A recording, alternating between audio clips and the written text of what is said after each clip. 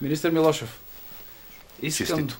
Честито, искам да ви разкажа за тази чудесна платформа, която е и много практична за вас, за вашите колеги в Министерството на образованието, в колегите, които преподават и разбира се студентите, които се учат в всички университети в България.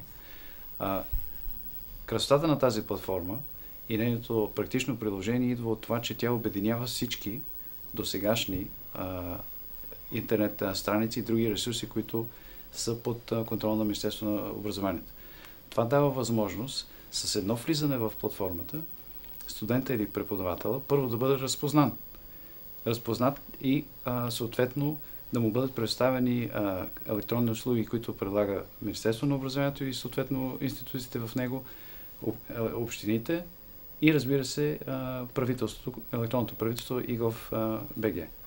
И не само това.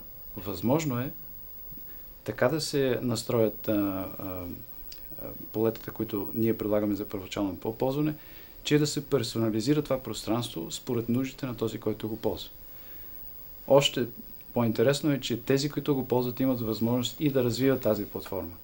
Тоест, това е само едно начало за по-добро електронно управление и развитие в сферата на образованието. Честито! Още веднъж честито! Аз много се радвам на тази съвместна инициатива между двете министерства. Това е първата крачка и във всички случаи няма да бъде последната. Да, хубаво направихме, изглежда, че го насочихме точно към студентите, защото това са в момента така най-активната част на нашата нация, която се занимава с мисловна дейност и с интелектуален труд. Разбира се, то ще бъде насочено и към преподавателите, за да бъдат те достатъчно така актуални в своята преподавателска дейност към днешния ден. Прекрасно е, че ще могат да го развиват с общи усилия, така че то да стане по-приложимо за всички граждани на държавата ни. Да, това е една хубава първа стъпка, когато тя започне с добро и с добро желание и с усмивка. Аз мисля, че тя ще продължи и нататъка. Да си пожелаем успех и да пожелаем успех на нашите студенти, те го заслужават. Може би само няколко думи още да кажа